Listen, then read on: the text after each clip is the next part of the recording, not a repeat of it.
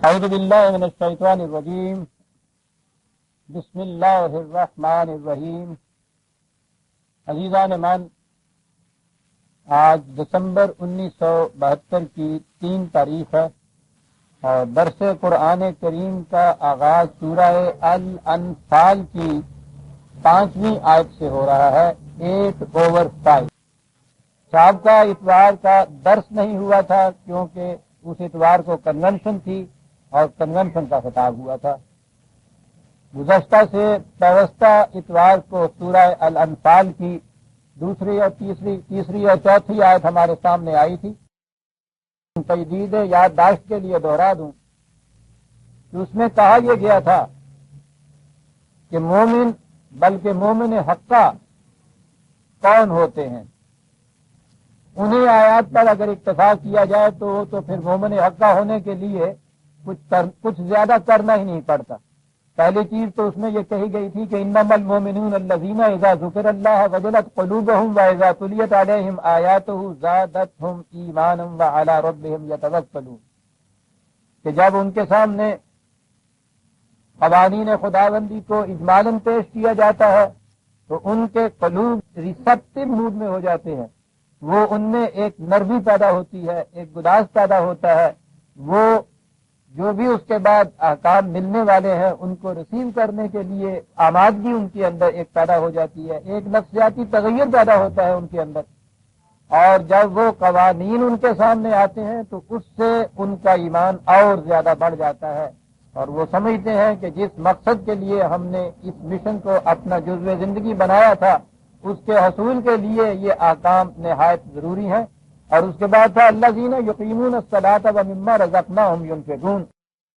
اب عام مذہب کے تصور کی روح سے تو اتنا ہی ضروری ہو گیا کہ وہ لوگ جو نماز قائم کرتے ہیں اور خیرات دیتے ہیں، بھائی اتنی سی بات، اس کا ترجمہ عام یہ کر لیا اولئک ھم المؤمنون حقا، یہ ہے مومن حقہ، سچے پکے مومن۔ تو اگر اتنی سی بات پہ رکھا جائے یا اس کو محدود کر دیا جائے اتنے میں، تو سوال یہی ہو گیا کہ جو نماز پڑھتے ہیں اور جو خیرات دیتے ہیں وہ مومن حقہ ہے۔ تو اور چاہیے کہ اگر اتنے میں انسان صرف مسلمان نہیں، مومن، خالی مومن نہیں، مومن حقہ جن کے لیے لہم درجات عند ربہم ومغفرۃ ورزق کریم، اتنے بڑے وعدے دیے ہوئے ہیں، تو یہ تو مفت میں جنت مل رہی ہے۔ بات آگے چلتی ہے، کتنے میں مومن حقہ نہیں ہوا جاتا۔ اگلی آیت جہاں سے آج کے درس کا آغاز ہوتا ہے، کما اخرجک ربک کا، یہ ہے وہ چیز کما جہاں کہا۔ مومن حقہ ایسے بنتے ہیں، اور یہاں سے جنگ بدر کے حالات کا تذکرہ شروع ہوتا ہے۔ اب آئی بات مومن حقہ بننے کی۔ اسلامی جنگوں کے متعلق بڑی غلط فہمی چلی آ رہی ہے۔ مخالفین نے، خاص طور پہ یورپ نے، صلیبی جنگوں میں جو ان کو شکست ہوئی کروسیڈز میں، تو اس شکست کے زخم ابھی تک ان کے سینے سے مندمل نہیں ہوئے۔ انہوں نے اس قدر بھیانک پراپیگنڈا کیا ہے اسلام کے خلاف، انہوں نے بتایا یہ ہے کہ تلوار ان کے ہاتھ میں ہوتی تھی، جسے پکڑا اس کے سر پہ تلوار لے کے کھڑے ہو گئے اور کہا کہ یا کلمہ پڑھو یا گردن اتار دیتے ہیں، اور اس طرح سے اسلام پھیلایا گیا۔ انہوں نے یہ پراپیگنڈا کیا۔ ہمارے والے بھی کچھ ان سے کم نہیں تھے، انہوں نے بھی جنگوں کے متعلق جو کچھ لکھا اس کا محاصل یہی تھا کہ یہ سب اسلام کو پھیلانے کے لیے تھی۔ جس اسلام کے متعلق قرآن یہ کہہ رہا ہے کہ قل الحق من ربک فمن شاء فلیؤمن فمن شاء فلیکفر، کہ حق تیرے رب کی طرف سے آ گیا، اب جس کا جی چاہے اسے مانے، جس کا جی چاہے اسے نہ مانے۔ جس نے مومن کے متعلق کہا ہے کہ جب اس کے سامنے خدا کی آیات بھی آ جاتی ہیں تو وہ اس کو اندھا گونگا بہرا بن کے نہیں تسلیم کرتا، علی وجہ البصیرت مانتا ہے۔ اس دین کے متعلق یہ تصور بھی نہیں کیا جا سکتا کہ کسی کو زبردستی مسلمان بنایا جا سکتا ہے۔ لیکن دونوں طرف یہ چیز ہوئی۔ ہمارے ہاں کے مورخین نے بھی بڑے فخر سے ان چیزوں کو بیان کیا کہ اس طرح سے ہماری افواج قاہرہ نے وہ فلاں ملک فتح کیا اور لوگوں کو مسلمان بنایا، اور یہ ادھر سے یورپ کے پروپیگنڈسٹ جو تھے انہوں نے بھی اس کو اچھالا۔ تاریخ ہمارے سامنے ہے جو قرآن میں مذکور ہے، یا قرآن اس تاریخ کی تائید کرتا ہے کہ 13 سال تک نبی اکرم صلی اللہ علیہ وسلم مکے میں رہے، اور وہاں ان کی مخالفین کی تمام صعوبات، تکالیف، مصائب برداشت کرتے رہے۔ یہ لوگ کہتے ہیں کہ ٹھیک ہے جی وہاں قوت حاصل نہیں تھی اس لیے یہ برداشت کرتے رہے، مدینے میں آئے تو ان کو قوت حاصل ہو گئی اور یہاں سے جنگوں کا سلسلہ شروع ہو گیا۔ ذرا سوچئے کہ مدینے میں کن حالات میں یہ آئے تھے، اور یہاں کس طرح سے اتنی بڑی طاقت ان کو حاصل ہو گئی تھی کہ آتے ہی ایک ہی سال کے بعد دوسرے سال کے شروع میں قریش جیسے وہ ایک پوری کی پوری قومی سپاہ تھی ان کی، پورے قریش کے خلاف نبرد آزمائی کے لیے میدان جنگ میں جانے کے لیے انہیں قوت حاصل ہو گئی تھی۔ کیفیت ان کی یہ تھی کہ مکے سے یہ ہجرت کر کے آئے، آج کی اصطلاح میں کہیے پناہ گزینوں کی طرف آئے، لٹے پٹے ہوئے،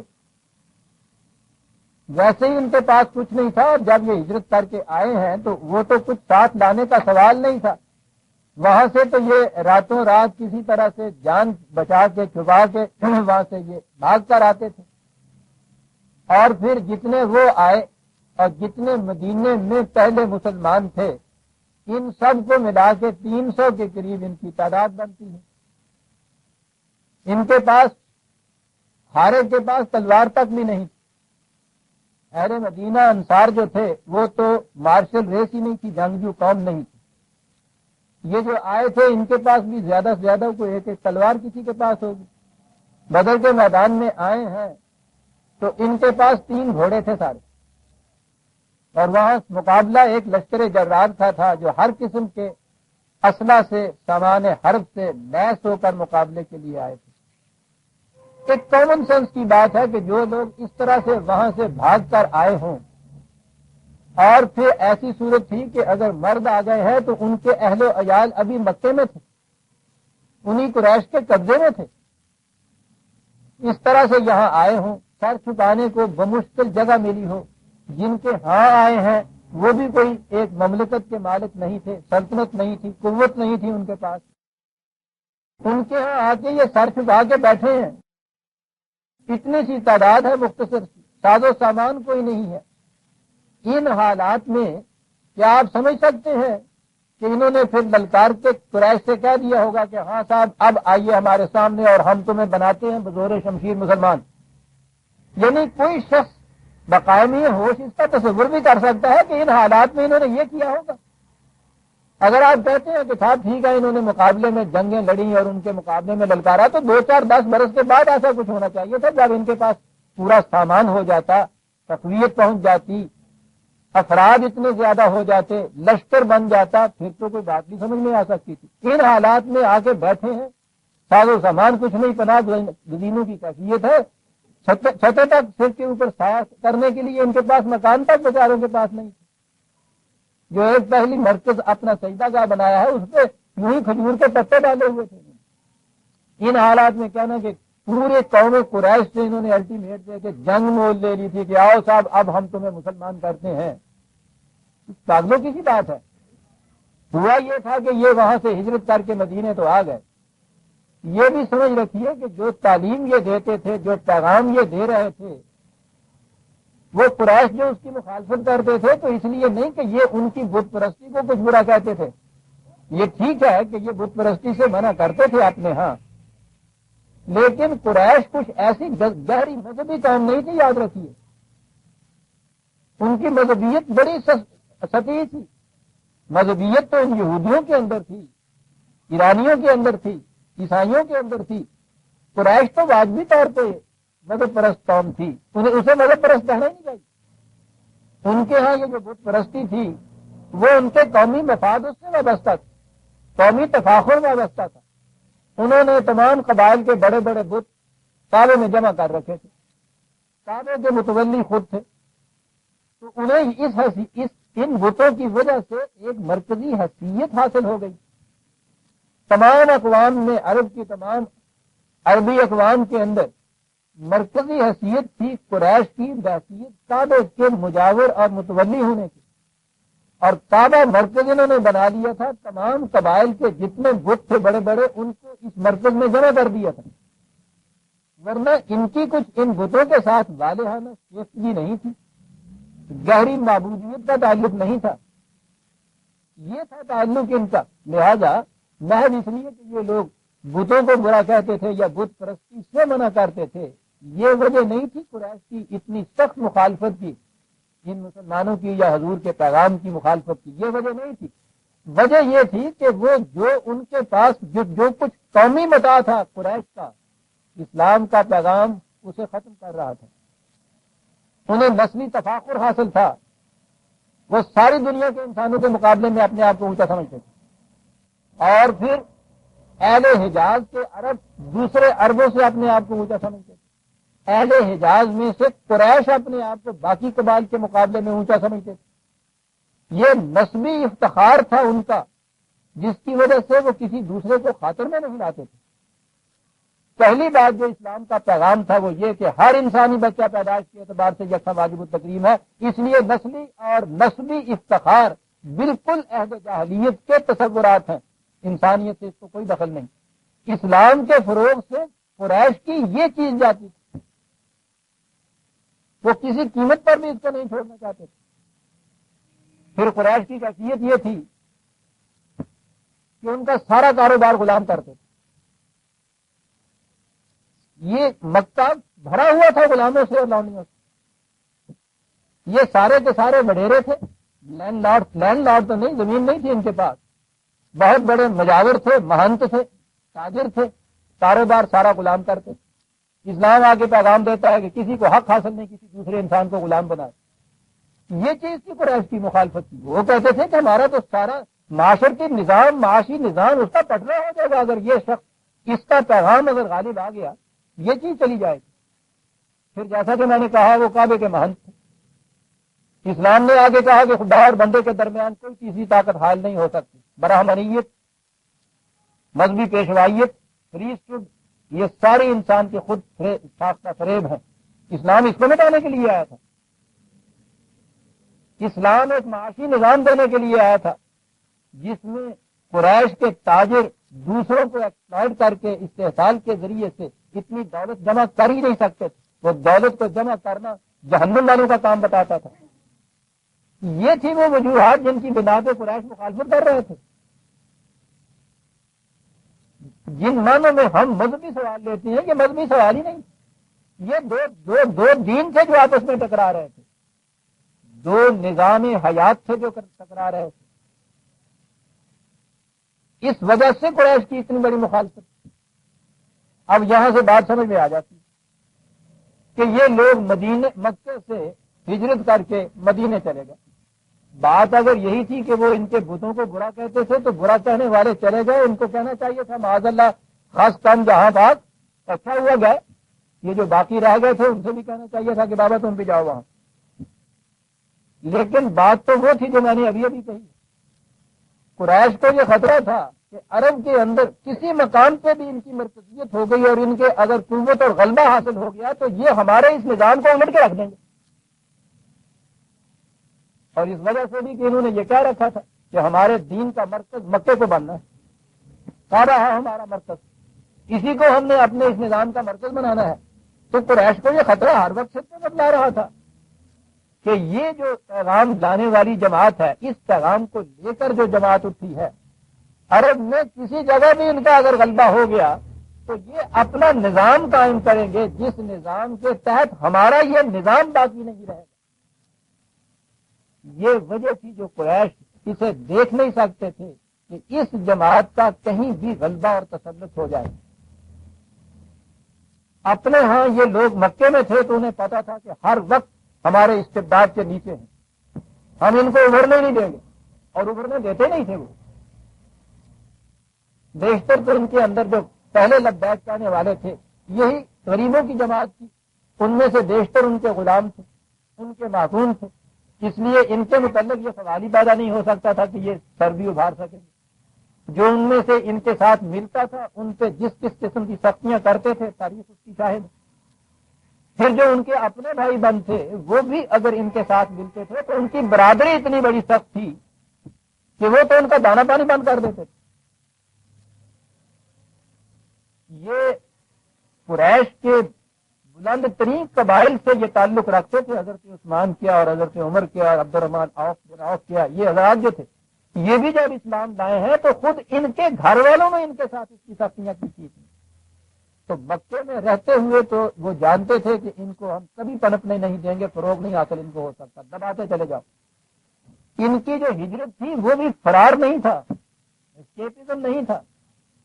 انہوں نے دیکھ لیا تھا کہ مکے میں رہتے ہوئے اس نظام کی تشکیل کی کم از کم کوئی بظاہر صورت نظر نہیں آتی اور بڑا مشکل نظر آتا ہے، اس لیے یہ ان کے استبداد سے نکل کے ایک فضا میں جانا چاہتے تھے جہاں یہ قریش کے اس شکنجے سے نکل جائیں اور آزادی کی فضا میں جا کر اپنے نظام کے قیام کے لیے فضا کو ہموار اور سازگار کریں۔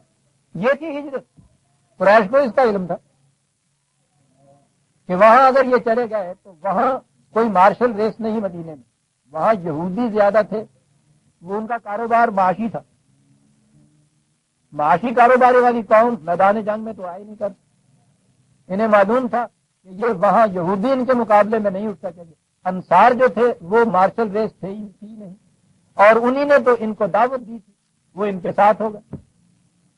تو قریش کو یہ خطرہ لاحق ہو گیا کہ یہ جو یہاں سے اٹھ کے وہاں گئے ہیں، یہاں تو ہم سمجھتے تھے کہ ان کو کبھی ابھرنے نہیں دیں گے، وہاں ابھرنے کے سارے سامان ان کے پاس موجود ہیں۔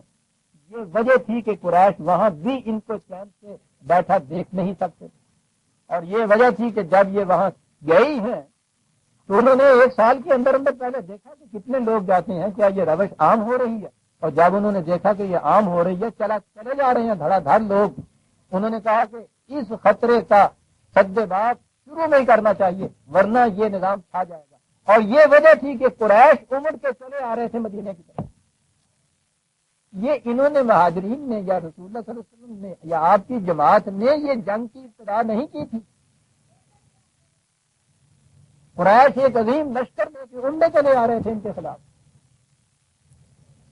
بہانہ یہ بنایا تھا، ان کا ایک قافلہ چلا آ رہا تھا، وہ جہاں سے گزرتا تھا وہ مدینے کے ذرا باہر سے وہ سڑک جاتی تھی، وہ شہر آ جاتی تھی جہاں سے وہ آ رہا تھا۔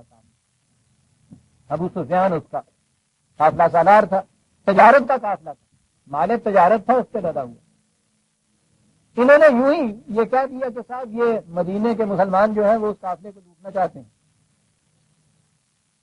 اسٹریٹجیکلی یہ بات بھی تھی، اگر یہ جنگ چھڑ جائے تو یہ ٹھیک ہے کہ وہ قافلہ تو فوج نہیں ہوتی، اور اس میں مال تجارت بہت زیادہ قیمتی تھا، کچھ افراد بھی زیادہ نہیں تھے، مدینے سے قریب بھی تھے، مدینے کے مسلمانوں کے مقابلے میں صرف اہل قافلہ کمزور بھی تھے، تو یہ چیز آ سکتی تھی ذہن میں۔ لیکن یہ صرف بہانہ تھا، اس قافلے کے متعلق انہوں نے اہل مدینہ نے یا مسلمانوں نے کچھ نہیں کیا تھا، انہوں نے یہ بہانہ رکھ کر اور یہ میں اس لیے کہہ رہا ہوں بہانہ رکھ کر کہ جب یہ لوگ مکے سے مدینے آئے ہیں تو وہاں سے قریش نے مدینے کا جو وہ ہیڈ مین تھا، سربراہ تھا، اسے خط لکھا تھا کہ یہ ہمارے ہاں کے مفرور ہیں، انہیں تم واپس کر دو اور یا وہاں قتل کر دو بغاوت کے جرم میں، یہ ہم سے بغاوت کر کے وہاں آئے ہیں۔ یہ چٹھی لکھی تھی اس نبی اکرم صلی اللہ علیہ وسلم کو، جب یہ معلوم ہوا اس نے یہ معلوم کیا تو آپ نے اس سے کہا کہ یہ ہمارا اور ان کا تو قریش کا آپس کا معاملہ ہے، یہ تم مدینے والے اگر یہ چیز کرو گے تو ہم یہاں بیٹھے ہوئے یہ تو نہیں کہ آرام سے تمہارے ہاتھوں سے قتل ہو جائیں گے یا نہایت اطمینان سے تم ہماری مشکل کس لو گے اور ہم پھر مکے واپس چلے جائیں گے۔ ہم تو وہاں سے یہ اپنی جان جیسی متاع عزیز لے کے یہاں پہنچے ہیں، اور اگر یہ جا رہی ہم دیکھیں گے کہ یہ جا رہی ہے تو پھر تو بہرحال جان کے بچانے کے لیے ہمیں کچھ کرنا پڑے گا۔ تم مفت میں اپنے گھر کے اندر کچھ تو خون کیوں کرا رہے ہو؟ تو اس پہ اس نے یہ جواب لکھا تھا کہ نہیں، ہم نہ ان کو واپس بھیجیں گے نہ ہم یہاں انہیں قتل کریں گے۔ یہ جو جواب دیا ہے قریش کو، اس وقت وہ ایک پورا جرار لشکر لے کے چلے آئے۔ اس زمانے میں عرب جیسی سرزمین میں 1000 مسلح فوج بہت بڑی فوج تھی، بالخصوص ان 300 کے مقابلے میں جن کی کیفیت یہ تھی کہ لڑتے ہیں اور ہاتھ میں تلوار بھی نہیں، اور آ کے بیٹھے ہی تھے بیچارے، ابھی سر چھپانے کو جگہ بھی نہیں تھی ان کے پاس۔ تو ان حالات میں 1000 قریشی مارچ ریس جو جنگ اور جہاد میں اس قدر تجربہ کار تھے کہ ان کا دہن کا مچا ہوا تھا، وہ عمر کے مکے سے اور مدینے کی طرف آئے۔ یہ ہے عزیزان من پہلی جنگ۔ اب یہ سوچیے کہ یہ جنگ اسلام کو بزور شمشیر پھیلانے کے لیے لڑی گئی تھی۔ یہ وہ مقام تھا کہ اس سے پیشتر مسلمانوں کے ہاں ابھی جنگ کے متعلق کوئی احکام خداوندی آئے ہی نہیں تھے۔ اس وقت بھی یہ چیز نہیں تھی کہ ان سے کہا گیا ہو کہ ہاں تم اب اطمینان سے بیٹھ گئے ہو اور اٹھو اور اٹھ کے قریش کے خلاف جنگ کرو۔ پہلی آیت جو آتی ہے یہ سورہ حج کی 22/39، 22/39، یہاں سے ساری بات واضح ہو جاتی ہے۔ للذین یقاتلون بأنہم ظلموا، جن لوگوں کے اوپر اس قدر براز دستی ہو رہی ہے، اس قدر ظلم ہو رہا ہے کہ یہ سب کچھ اپنا وہاں سے چھوڑ کے سر چھپانے کے لیے یہاں آ بیٹھے 300 میل کے فاصلے پہ، اور وہ انہیں یہاں بھی آرام سے نہیں بیٹھنے دیتے، عمر کے چلے آ رہے ہیں۔ تو اب سوال یہی ہے کہ یا تو ذلت کی موت مارنا یا عزت کی زندگی کے لیے مقابلہ کرنا۔ اس مقام پہ کہا گیا ہے کہ اجازت دی جا رہی ہم دیتے ہیں جنگ کرنے کی ان لوگوں کو جن کے اوپر اس قدر ظلم ہو رہا ہے۔ للذین اخرجوا من دیارہم بغیر حق الا ان یقولوا ربنا اللہ، یہ وہ لوگ ہیں کہ جنہیں ان ظالموں نے، ان سخت گیروں نے پہلے انہیں ان کے گھروں سے نکالا، کہا کس جرم میں؟ صرف میں کہ یہ کہتے تھے کہ ہمارا رب اللہ ہے۔ دیکھ رہے ہیں پہلی آیات ہے، گھروں سے نکال دیا صرف اس جرم میں، کچھ نہیں اور کرتے۔ اور اس کے آگے ہے اب بات، یہ سوال یہ ہے کہ ان حالات میں اس قسم کی جو قوم ہے کہ جو انہیں یہ بھی نہیں کہنے دیتی تھی کہ ہمارا رب اللہ ہے، کیا اب ان کو کھلی چھٹی دے دی جائے کہ جس کے خلاف جی چاہے تم شمشیر برہنہ تلواریں ہاتھ میں لے کے اور عمر آیا کرو، اور ان کو آگے، یعنی یہ چیز جو ہے ان کی طرف سے ہے کہ وہ بزور شمشیر ان کو منع کرتے تھے اس سے کہ تم رب اللہ نہ کہو۔ کہا اگر یہ اجازت دے دی جائے، اب دیکھیے عزیزان جو کہتے ہیں کہ اسلام بزور شمشیر پھیلا، پہلی اجازت میں کہا گیا ہے کہ وَلَوْلَا دَفَعُ اللَّهِ النَّاسَ بَعْضَهُم بِبَعْضٍ، اگر خدا کچھ اس قسم کا انتظام نہ کرے کہ اس قسم کی زبردست مستبد سرکش ظالم قوم کے مقابلہ کرنے کے لیے کوئی دوسری قوم سامنے سے نہ اٹھے، تو نتیجہ کیا ہو؟ غور سے سنیے عزیزان، یہ الزام دینے والوں کے لیے کہ یہ اپنا مذہب بزور شمشیر پھیلاتے تھے، کہا کہ اگر اس قسم کا انتظام نہ ہم کریں تو اس کا نتیجہ یہ ہو نہ حجمت سوامع ہو و بیع و طلبات، یہ عیسائیوں کے گرجے، یہودیوں کے سوامع، ان کی عبادت گاہیں، یہ ان کے مندر، یہ مجوسیوں کے آتش کدے جن میں یہ اپنے اپنے طور پر ہی صحیح اپنے خدا کی، اپنے معبود کی پرستش کرتے ہیں، یہ، اور آخر میں ہے وہ مساجد، اور یہ ان کی مسجد۔ کہا اگر ہم ایسا انتظام نہ کریں تو یہ سب کی سب کبھی کی ڈھہ چکی ہوں، ایک اٹھے اور دوسرے کے عبادت گاہ کو جا کے ڈھائے۔ آپ دیکھ رہے ہیں اسلام بزور شمشیر پھیلنے والا، وہ کہتا ہے کہ اس قسم کی قوم کا ہونا ضروری ہے کہ جہاں کہیں کوئی مستبد سرکش قوم دوسروں کی مذہبی آزادی کو روکنے کے لیے اٹھے اور ان میں اس کی ہمت نہ ہو اس کا مقابلہ کرے، تو یہ قوم جا کے مقابلہ کرے، یہ جائے اور عیسائیوں کے گرجے کو اپنے سینے میں گولیاں کھا کے، تیر کھا کے عیسائیوں کے گرجے کو جا کے بچائے اور محفوظ کرے، یہودیوں کے خانوں کو جا کے بچائے، مجوسیوں کے آتش کدے کو جا کے بچائے، اور اگر مسجد کے اوپر حملہ ہو تو پھر میں کہتا ہوں آخر میں مسجد آئی ہے یہاں، یہ ہے عزیزان من، یہ اسلام، یہ ہے قرآن، جس کے متعلق یہ تھکتے ہی نہیں ہے، اٹھتے بیٹھتے صبح شام یہ کہتے ہوئے کہ انہوں نے ساتھ گرجے ڈھا دیے، 100 میں برباد کر دیے، آتش کدوں کی آگے انہوں نے ٹھنڈی کر دی، مندر توڑ دیے، یہ کچھ اسلام پھیلانے کے لیے وہ یہ کہتا کہ اگر ہم ایسا انتظام نہ کریں، اس قسم کی قوم پیدا نہ کریں کہ جو ہر اہل مذہب کی مذہبی آزادی کی مدافعت کے لیے سینہ سپر ہو کے کھڑی ہو جائے، تو پھر تو دنیا میں یہ کسی مذہب کا، کسی قوم کا کی پرستش گاہ محفوظ ہی نہیں رہ سکتی۔ یہ ہے مقصد۔ وَلَيَنْصُرَنَّ اللَّهُ مَن يَنْصُرُهُ إِنَّ اللَّهَ لَقَوِيٌّ عَزِيزٌ۔ جو خدا کی مدد کرنے کے لیے اٹھے پھر خدا اس کی مدد کرتا ہے۔ یہ خدا کی مدد کیا ہو مطلب یہ اوپر سے کہا ہے نا کہ عیسائیوں کے، یہودیوں کے، یہ مجوسیوں کے یا مسلمانوں کی پرستش گاہوں کے خلاف اگر کوئی قوم اٹھے تو اس کی مدافعت اس قوم سے ضروری ہے جسے مسلمان کہا جاتا ہے۔ کہا یہ ہے خدا کی مدد کرنا، تو پھر ٹھیک ہے، جو خدا کی مدد کرنے کے لیے اٹھتا ہے تو خدا تو فرض ہو جاتا ہے کہ اس کی وہ مدد کرے۔ اب دیکھتے ہیں کاہے کے لیے خدا مدد کر رہا ہے؟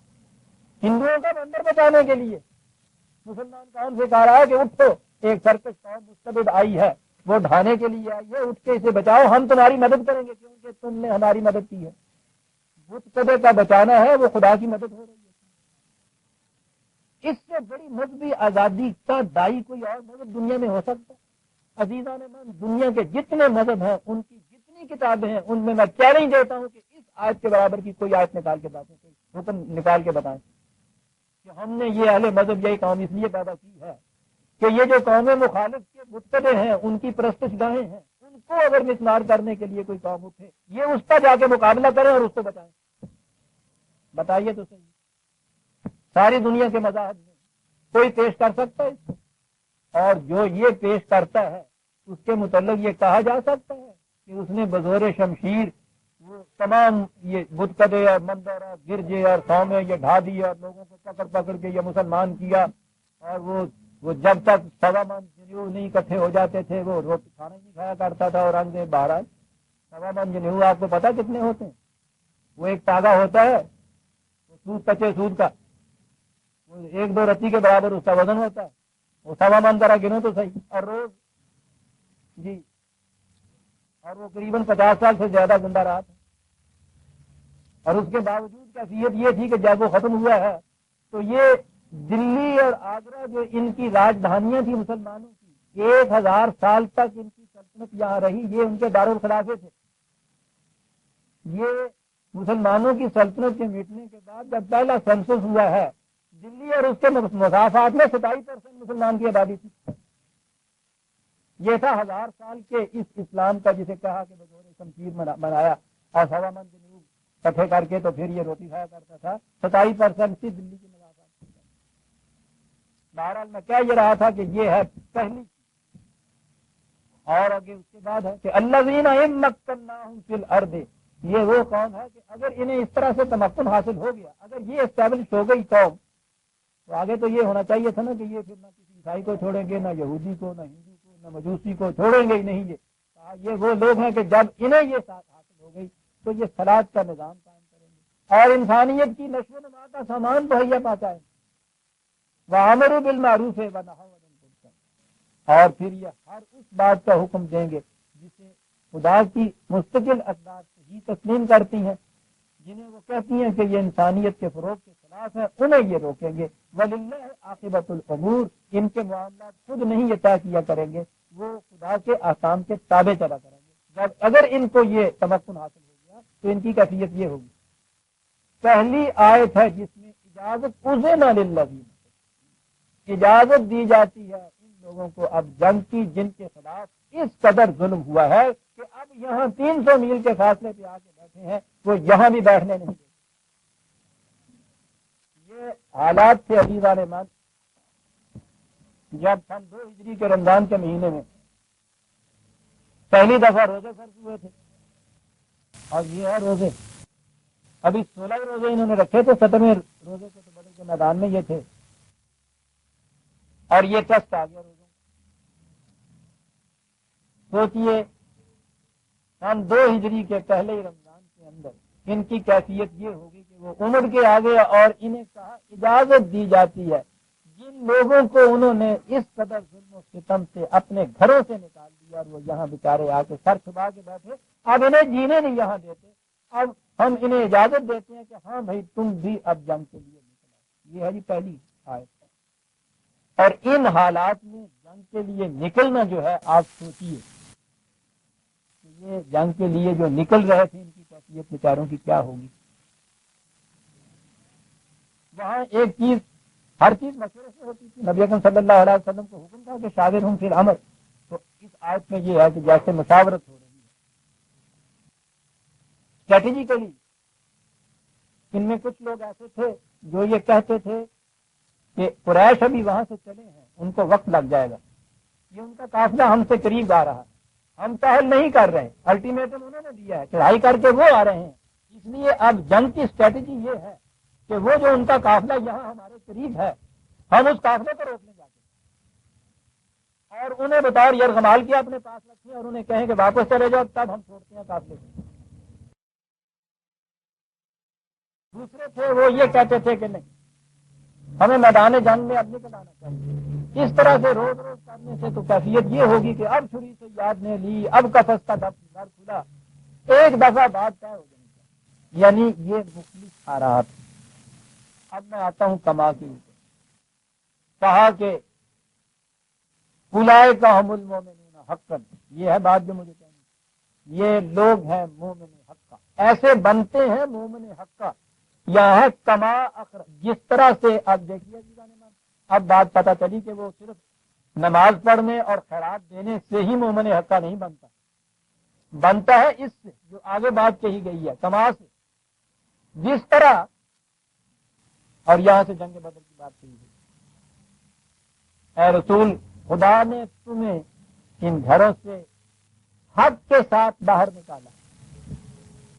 خدا نے نکالا اس لیے کہ وہ آیت ہمارے سامنے آ گئی جب انہیں اجازت دی گئی تھی میدان جنگ میں جانے کی، اسے کہا کہ خدا نے یہ چیز فیصلہ کی بالحق،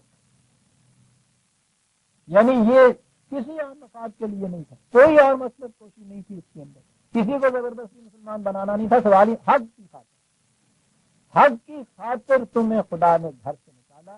اور کیفیت یہ تھی، آگے جو آ رہا ہے نا وہ کیفیت بتا رہی ہے کہ تم میں سے ایک فریق وہ تھا جو یہ کہتا تھا کہ نہیں، ایسے وقت میں ہمیں جنگ نہیں کرنی چاہیے، لکارے ہوں، وہ جنگ کو پسند نہیں کرتے، یعنی یہ بات نہیں تھی کہ وہ جان مٹانا چاہتے تھے، پسند نہیں کرتے تھے، بلکہ وہ کہہ یہ رہے تھے، اگلی آیت بتا رہی ہے یجادلونہ کا فی الحق سے بعد ما تبین کانما یساقون الی الموت وهم ینظرون۔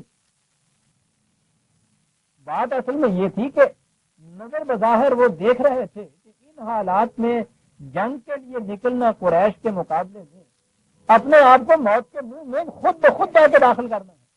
وہ اتنا لشکر جنگار تیار، اسلحہ اس کے پاس، ہماری کیفیت یہ کہ تعداد میں ان سے 1/3، تلواریں بھی ہر ایک کے پاس نہیں ہیں، 2-3 گھوڑے سارے ہمارے پاس، کوئی ساز و سامان نہیں، ان حالات میں میدان جنگ میں نکلنا ان کے سامنے یہ تو موت میں جانے کے مرادف ہے۔ یہ ہے وہ چیز یہاں سے جو لوگ کہتے ہیں کہ صاحب یہ دیکھیے نا، پہلی جنگ کے وقت کیفیت یہ تھی کہ یہ ان مسلمانوں میں وہ لوگ تھے جو اس جنگ میں جانے سے اس طرح سے جان بچا رہے تھے، کترا رہے تھے، عراج برت رہے تھے، یوں نظر آتا تھا جیسے موت کے منہ میں دھکیلے جا رہے ہوں، وہ مجادلہ کر رہے تھے، وہ مناظرہ کر رہے تھے، یعنی وہ انہی میں سے وہ بتا رہے ہیں، بات دیر کی بات نہیں، یہ السابقون الاولون قرآن نے جنہیں کہا ہے، یہ جو سب کچھ چھوڑ کے مدینے سے یہاں آئے ہوئے ہیں۔ بات یہ نہیں ہے کہ یہ لوگ اس طرح سے اپنی جان بچانا چاہتے تھے، بلکہ وہ بیٹھے ہوئے مشورہ کر رہے تھے، دونوں سائڈز ان کے سامنے تھی، وہ یہ مشورہ یہ رائے دے رہے تھے کہ ان حالات میں جنگ کے لیے نکلنا جو ہے، ہم مٹھی بھر جماعت ہیں، ہم تو موت میں منہ میں چلے جائیں گے، تو ہمیں یہ اوائڈ کرنا چاہیے، اور اس کی بجائے ہمیں چاہیے یہ کہ ہم قافلے کو روک لیں۔ وَإِذَا يَعِدُكُمُ اللَّهُ إِحْدَى الطَّائِفَتَيْنِ أَنَّهَا لَكُمْ وَتَوَدُّونَ أَنَّ غَيْرَ ذَاتِ الشَّوْكَةِ تَكُونُ لَكُمْ وَيُرِيدُ اللَّهُ أَن يُحِقَّ الْحَقَّ بِكَلِمَاتِهِ وَيَقْطَعَ دَابِرَ الْكَافِرِينَ۔ تم میں سے وہ لوگ تھے جو یہ سجیشن دے رہے تھے کہ ہمیں قافلے کو روکنا چاہیے کیونکہ ان کے پاس اسلحہ نہیں ہے اور اسلحہ ہمارے پاس بھی نہیں ہے، افراد کی کثرت ہماری طرف ہے، اس لیے ہم ان حالات میں قافلے کو تو روک لیں گے۔ میدان جنگ میں ایک کتنی عظیم فوج کا مقابلہ نہیں کر سکیں گے۔ دیکھتے ہیں قرآن کس طرح دونوں سائڈ کو سامنے لا رہا ہے۔ اور یہاں وہ بات کہی کہ وہ یہ کہہ رہے تھے، یہ نہیں کہا کہ ان کے دل میں کوئی کھوٹ تھا اور وہ کسی اور مقصد سے کہہ رہے تھے، قافلہ لوٹنے کو کہہ رہے تھے، بالکل نہیں، ان کا یہ، اور کہا کہ اس کے مقابلے میں خدا یہ چاہتا تھا کہ اب ان طریقوں سے یہ کچھ نہ کرو، بات صاف ہو جانی چاہیے۔ یحق الحق کا بے کلمات ہی، خدا چاہتا یہ ہے کہ وہ اب ثابت کر دے کہ جو قوم اس کے قانون کے مطابق اٹھتی ہے وہ ہمیشہ غالب آتی ہے۔ حق ثابت کرو اٹھ کر، اپنی جانیں دے کر ہی صحیح۔ جانے دو اب یہ چیز ہے، کب تک اس طرح سے کرتے چلے جاؤ گے؟ مقام وہ اب آ گیا ہے کہ جس مقام میں اب فیصلہ میدان جنگ میں جان دے کر کیا جائے گا۔ حق کو ہم متمکن کرنا چاہتے ہیں اپنے قانون کے راستے۔ قانون ہمارا یہ ہے کہ جو قوم صداقت کو، حق کو لے کر اٹھے گی، وہ ان میں کا ایک ایک 10 کے اوپر بھاری ہوگا، یہ ہمارا قانون ہے۔ ہم چاہتے یہ ہیں کہ اس قانون کی صداقت کی شہادت میدان بدر بن جائے۔ کہا کہ ہم یہ چاہتے تھے، واہ یکتا دابر الکافرین، اور ایک دفعہ ایسی شکست ان کو دی جائے کہ ان کی جڑیں کٹ جائے۔ یہ آئے دن کی دھمکیاں، آئے دن کی یہ تخویف اور ترہیب جو ہے، کب تک یہ کیفیت جاری رہے گی؟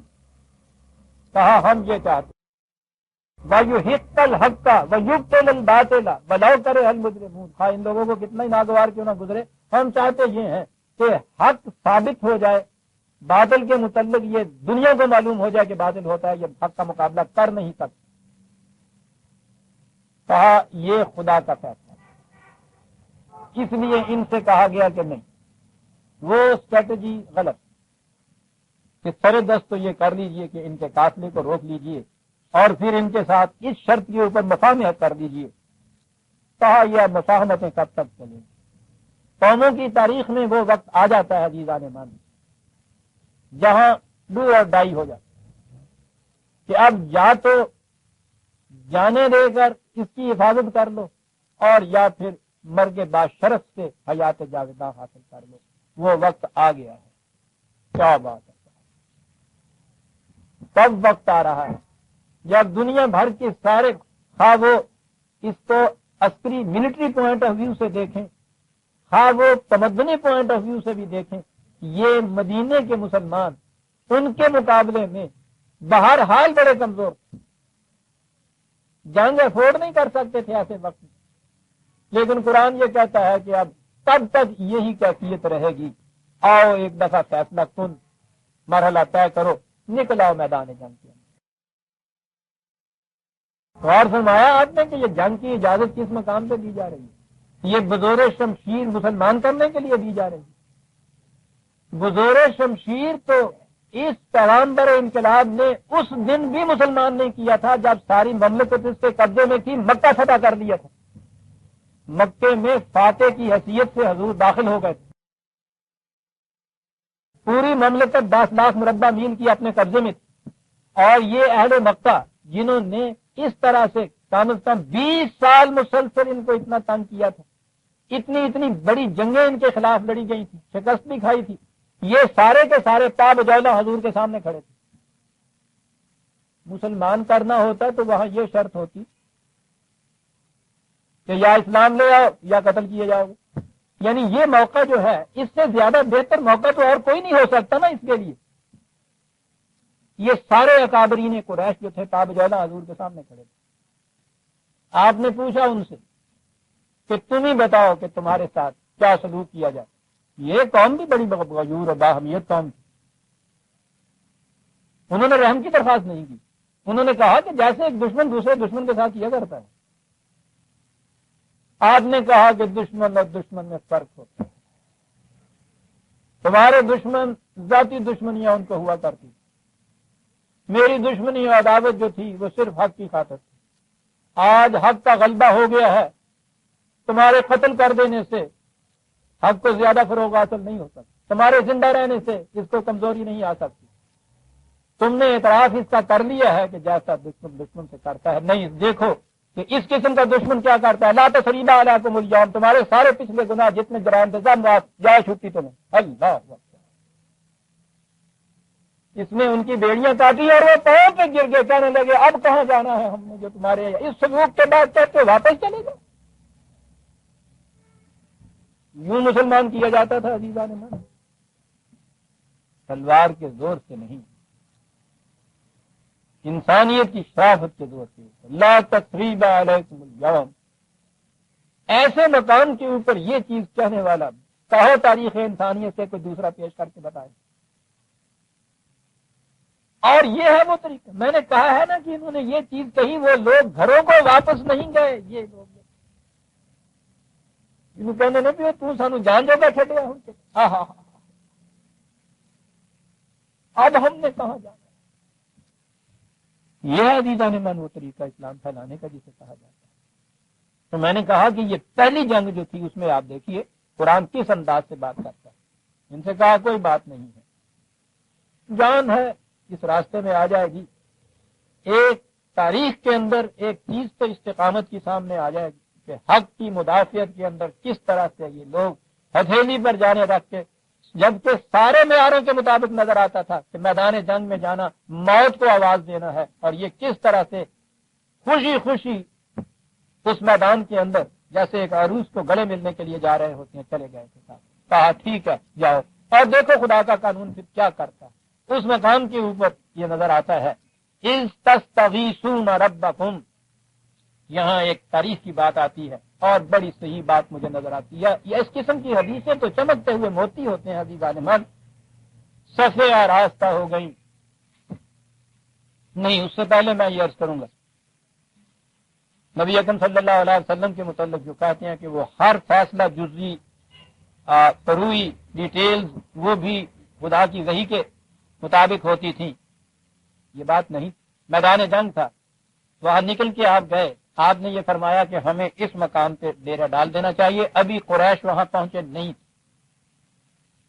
وہی ایک صحابی تھے حضرت عقبہ، انہوں نے یہ کہا کہ میں اس علاقے کا رہنے والا ہوں، اس لیے میں جانتا ہوں کہ یہاں کی کیفیت کیا ہے زمین کی۔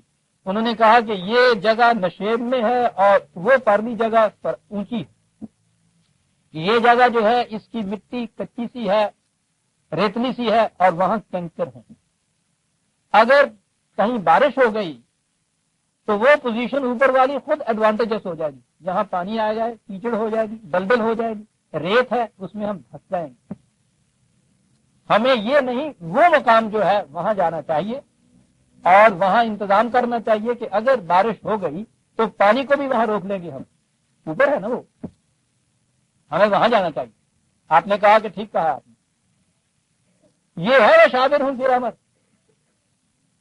مشورہ کیا کرو ان کے، آپ نے کہا ٹھیک کہا تم نے، چنانچہ وہاں چلے گئے اور اسے اتفاق سمجھیے یا اس علاقے میں رہنے والے کی بنا پر، تجربے کی بنا پہ اس نے یہ کہا تھا، جنگ کے عین پہلی رات بارش ہو گئی، اور یہ مورخ یہ کہتے ہیں کہ جس طرح سے واٹر لو کی جنگ میں پہلی شب کو وہ بارش ہوئی تھی اور وہ نیپولین کی شکست کا باعث بن گئی تھی، وہ کہتے ہیں کہ بدر کے میدان میں جو ایک رات پہلے بارش ہوئی تھی وہ تو اس کو محمد صلی اللہ علیہ وسلم آپ کی اسٹریٹجی کہتے ہیں نا، محمد کی اس اسٹریٹجی نے کہ اس نے اپنے ڈیرے وہاں ڈالے تھے، بدر کا میدان اس کے حق میں چلا گیا تھا۔ اس اسٹریٹجی کی بھی ضرورت ہوتی ہے، یہ پیغام بڑھانے انقلاب بعض نمازیں پڑھانے نہیں آیا کرتے عزیزان من، یہ جنگ بھی لڑنے آیا کرتے ہیں، ہر جنگ میں سپہ سالار حضور خود تھے، یہ کیفیت ہوتی۔ یہ الگ بات ہے کہ اسلام کے نظام کے اندر سپہ سالار یا گورنر یا پریزیڈنٹ یا سربراہ مملکت بھی وہی، نماز بھی وہی پڑھاتا تھا، امام تو ہر زندگی کے شعبے میں امام ہوتا ہے۔ صفیں آراستہ ہو گئے۔ اب یہ سوچئے ایک لشکر جرار مسلح تیار امڑ کے آیا ہوا، 300 کی جماعت، ہتھیار بھی پاس پورے نہیں، گھروں سے نکالے ہوئے، بے گھر بے بار، سامنے کھڑے ہو گئے آپ. اور یہ ہے وہ حدیث جو میں کہتا ہوں چمکتی ہوئی ہے کہ حضور قبل اس کے کہ بگل باشتہ جنگ کا ایک طرف تنہائی میں چلے گئے اور وہاں جا کے ننگے سر بحضور رب العزت یہ ایک فریاد کر رہے ہیں. اور مہویت کا یہ عالم ہے روایت میں یہ ہے کہ حضور کے چادر حضور کی جو اوپر تھی ردائے مبارک وہ آپ کے شانے سے ڈھل ڈھل کے نیچے اتر رہی تھی. یعنی مہویت کی یہ کیفیت تھی. اور کہہ یہ رہے تھے کہ یا اللہ رب کائنات تو دیکھ رہا ہے کہ یہی 313 ساری متاع ہے اس کائنات میں تیرے نام لینے والوں کی، جن کو لے کے میں تیرے حکم کے مطابق اس میدان میں آ گیا ہوں. میں اپنے لیے کچھ نہیں کہہ رہا، ان کے لیے کچھ نہیں کہہ رہا، بس اتنی سی بات کہہ رہا ہوں کہ اگر یہ جماعت آج اس میدان میں ختم ہو گئی اور میں ہوں آخری رسول تو پھر قیامت تک تیرا نام لینے والا کوئی نہیں رہے. یہ کس قدر عظیم ہے. یہ دعا نہیں ہے تو حقیقت ہے جس کو بیان کیا جا رہا ہے کہ ٹھیک ہے تو بات تو جان تیرا کام کر، مجھے فکر جہاں کیوں ہو جہاں تیرا ہے یا میرا.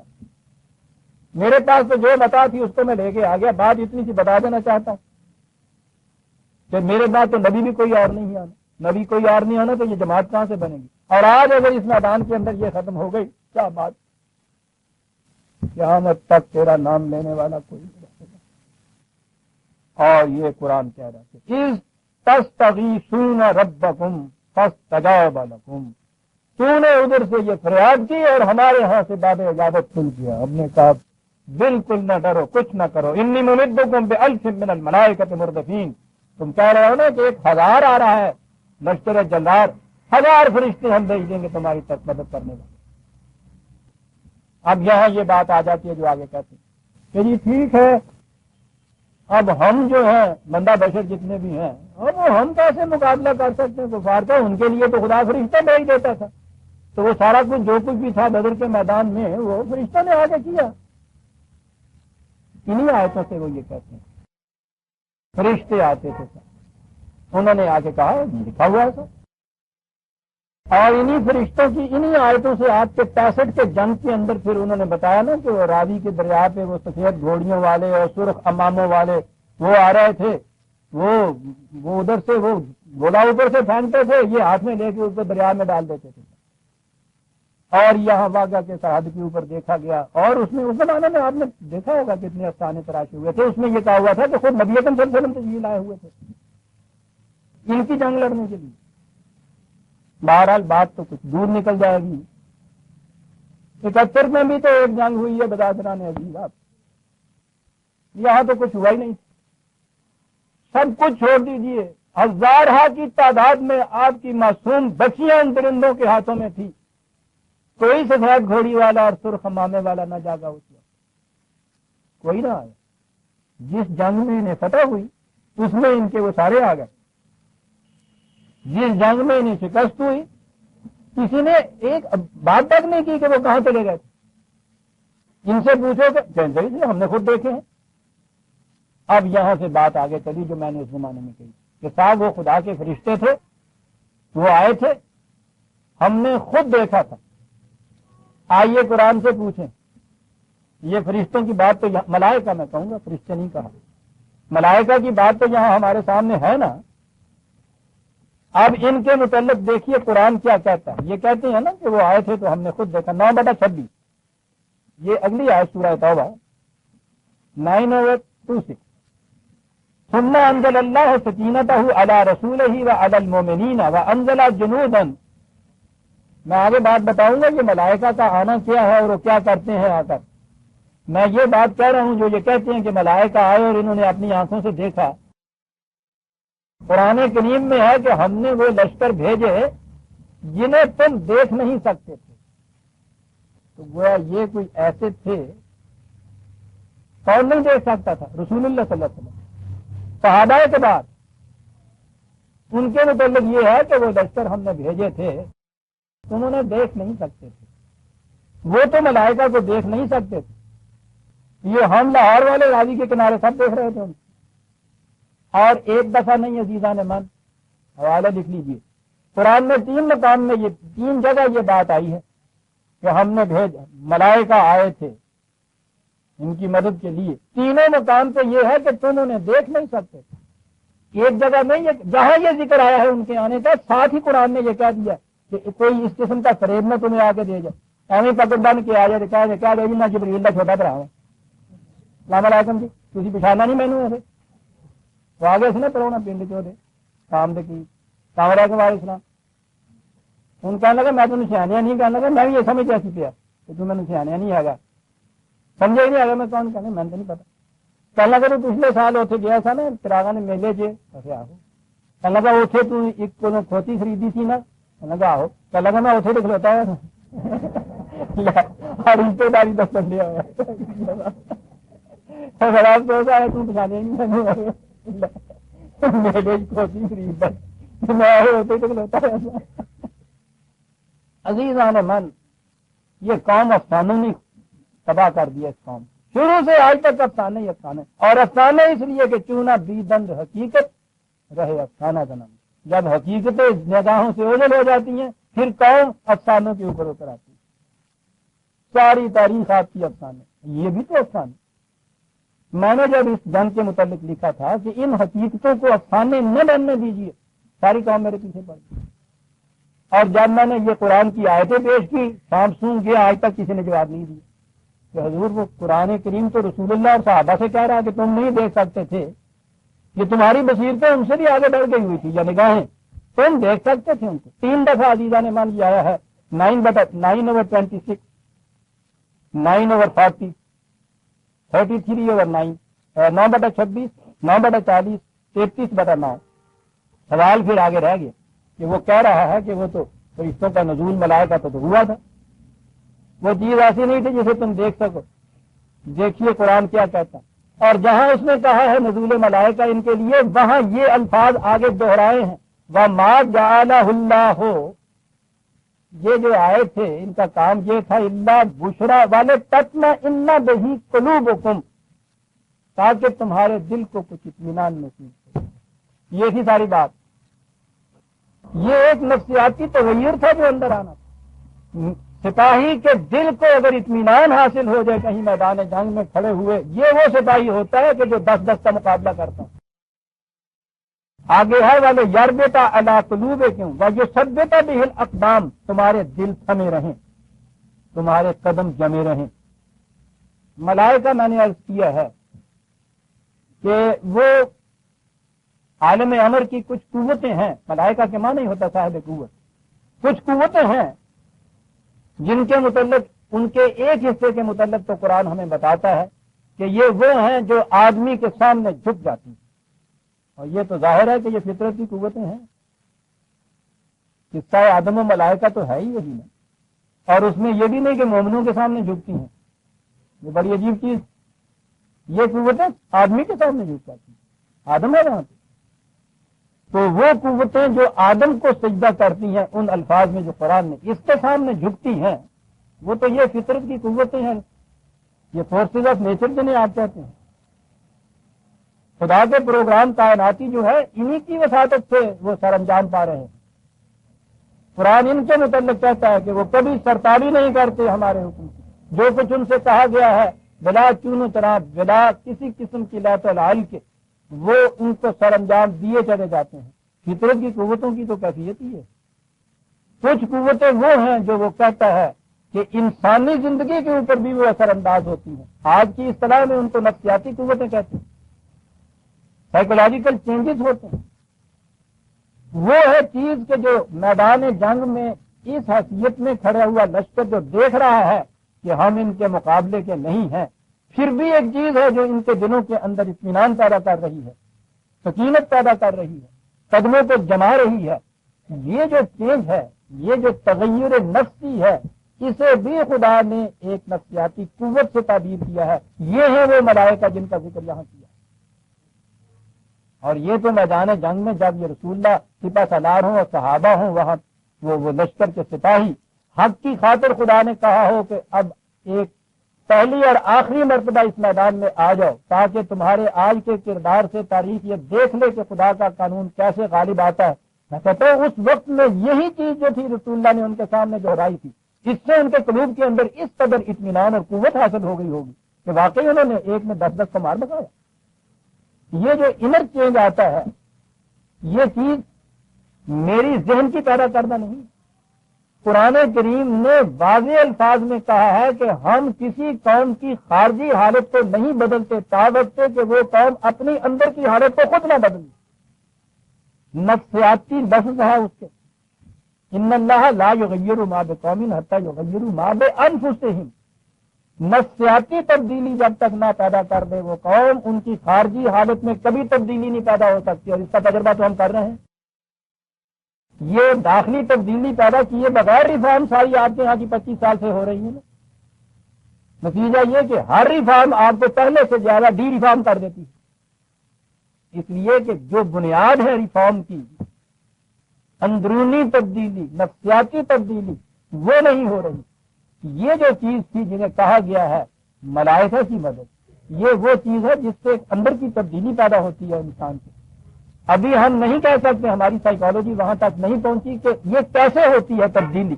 یہاں تک تو یہ لوگ پہنچ گئے ہیں کہ یہ تبدیلی اندر ہوتی ہے انسان کے اور وہ اندر ایسی تبدیلی ہوتی ہے کہ وہ کچھ تک کچھ بن جاتا ہے. وہ انسان ہی نہیں رہتا اس کے بعد. یہاں تک موجودہ دور کی سائیکالوجی پہنچ گئی. ہوتا یہ کیسے ہے ابھی یہ وہاں تک نہیں پہنچی. قرآن نے یہ کہا ہے قوتیں ہیں جو صداقت پر یقین سے حاصل ہو جاتی ہیں. اور میں یہ عرض کر دوں کہ یہ بات نہ تو رسول اللہ صلی اللہ علیہ وسلم کے زمانے کے صحابہ کی تھی نہ بدر اور حنین کے میدانوں کی تھی. قرآن کریم تو اس سے اور واضح انداز میں کہتا ہے مانا بڑی عجیب چیز ہے وہ 41/30 41/30 ملائکہ تو نزول یہی بات یہاں ہو رہی ہے نا کہ ملائکہ نازل ہوئے تھے. قرآن ہر سامنے تو نکالی آیت بڑی اہم ہے. کہا یہ ہے یہاں نہ رسول کا ذکر ہے نہ خاص طور پہ صحابہ کا ذکر ہے. کہا ہے کہ ان الذین قالوا ربنا اللہ ثم استقاموا. وہ لوگ کہ جنہوں نے ایک دفعہ اس چیز کا اقرار و اعتراف کر لیا اس سے ایمان لیا ہے کہ ہمارا رب اللہ ہے وہی ہماری پرورش کا ذمہ دار ہے. جنہوں نے یہ کہہ دیا کہ کسی انسان کے ہاتھ سے روٹی نہیں آئے گی خدا کا دیا ہوا رزق جو ہے یہ اس کے ہاتھوں سے جس نے کہہ دیا کہ ہمارا رب اللہ ہے یہیں تک آپ رہو. ثم استقاموا کہہ ہی نہیں دیا پھر اپنے اس ایمان پر جم کر کھڑے ہو گئے. استقامت ان کو حاصل ہو گئی. نتیجہ اس کا یہ کیا ہے تتنزل علیہم الملائکۃ. ان کے اوپر ملائکہ کا نزول شروع ہو جاتا ہے. کسی خاص دور کے یہ مسلمان نہیں. وہ کہا ہے جو بھی یہ کرے جب بھی یہ کرے جس نے بھی یہ کہہ دیا میرا رب اللہ ہے روٹی کی خاطر کسی انسان کے سامنے نہ جھکا اور اس کے بعد جم کے کھڑا ہو گیا اپنے اس یقین محکم. یہ قرآن کہتا ہے اس پہ ملائکہ کا نزول ہوتا ہے.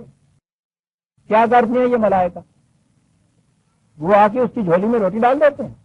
کہا نہیں یہ سوال نہیں ہے. بہت بڑی چیز ہے جو وہ کرتے ہیں. وہ کہتے ہیں اللہ تخافوا ولا تحزنوا. اسے کہتے ہیں کہ خوف اور حزن کی کوئی ضرورت نہیں. ان کے دل سے خوف اور حزن نکل جاتا ہے. نہ خارجی خطرات کا خوف نہ دل کے اندر افسردگی اور تشمردگی نہ مایوسی یہ چیز ان کے دل سے نکل جاتی ہے. وَأَبْشِرُوا بِالْجَنَّةِ الَّتِي كُنتُمْ تُوعَدُونَ. وہ ان کو بشارت دیتے ہیں اسے ایک ایسے جنتی معاشرے کی اس دنیا میں بھی جس کا وعدہ خدا نے کر رکھا ہے. ان سے کہتے ہیں کہ نحن اولیاؤکم فی الحیات الدنیا وفی الآخرہ.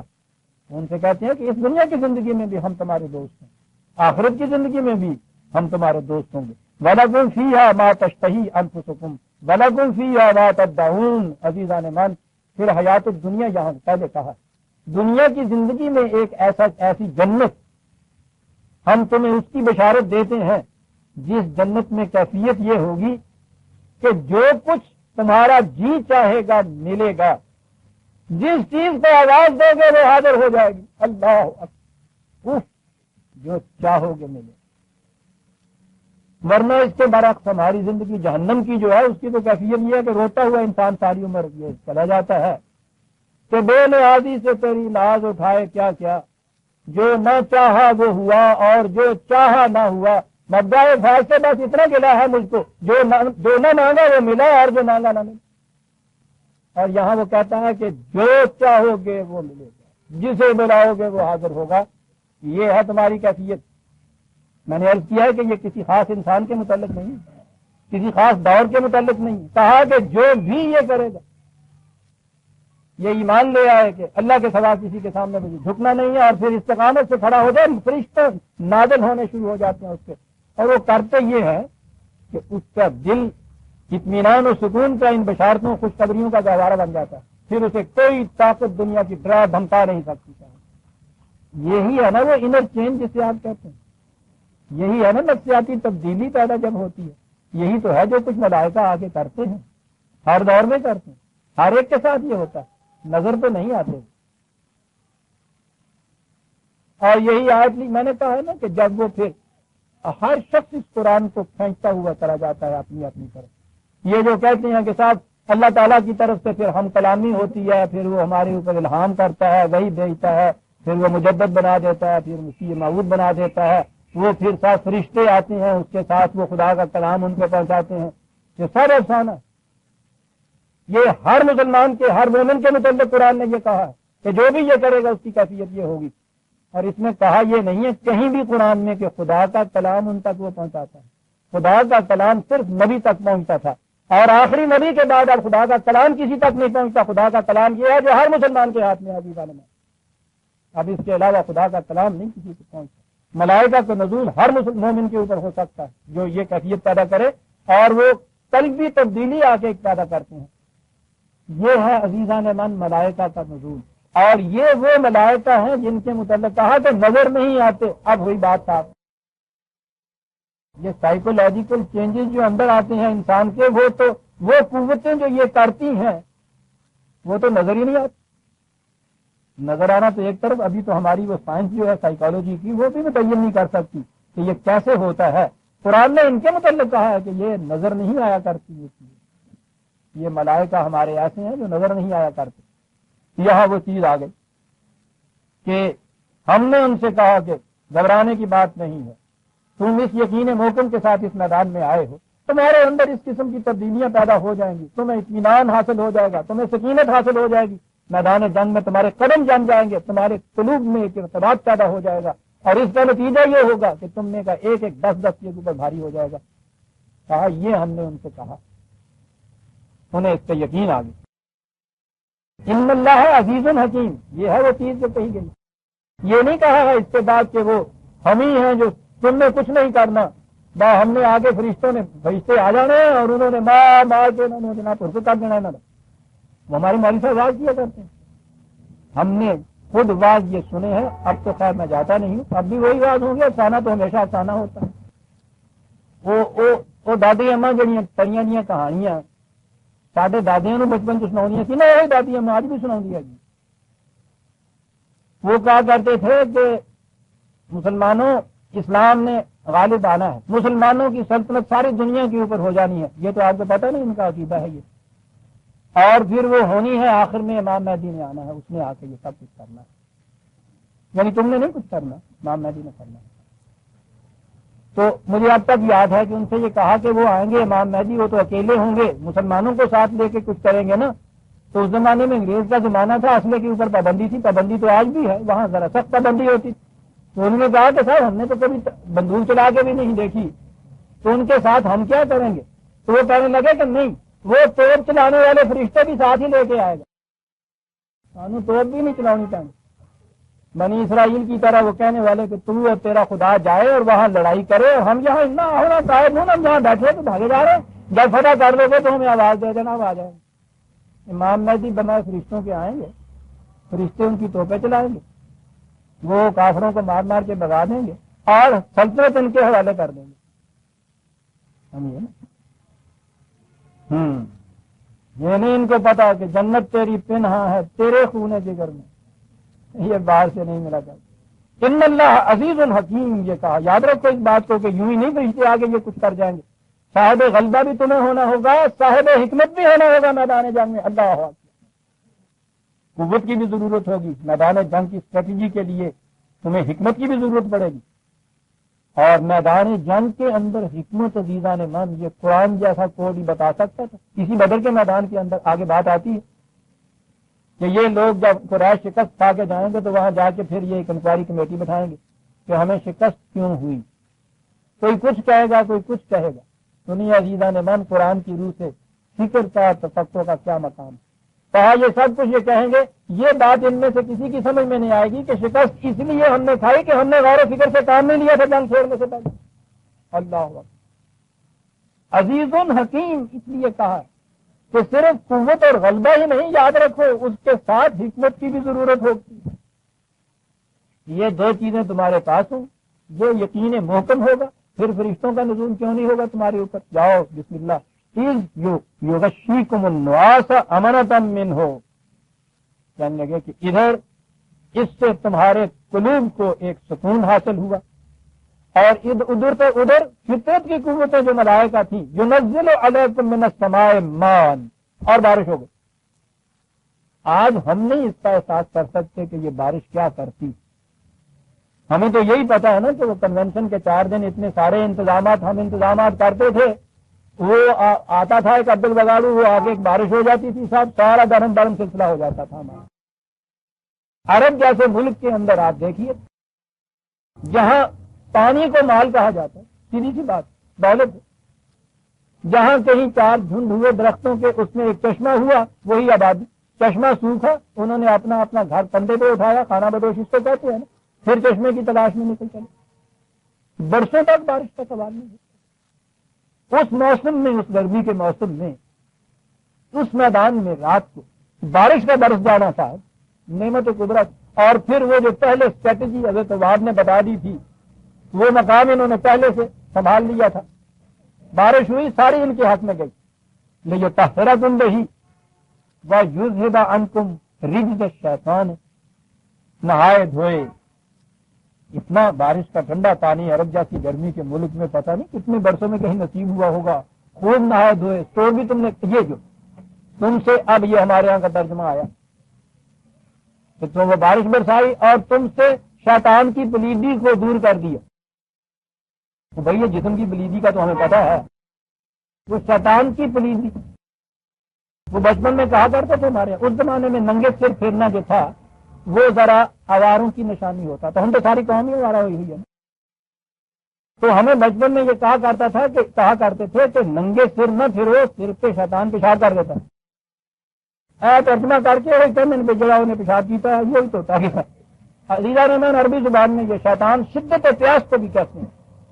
کہا کہ شدت پیاس کی وجہ سے جو پاؤں میں لڑکھڑاہٹ پیدا ہو جاتی ہے، ریجز کے معنی ہوتا ہے اٹھتے وقت، جھٹکے سے اٹھتے وقت پاؤں میں لغزش پیدا ہو جاتی ہے۔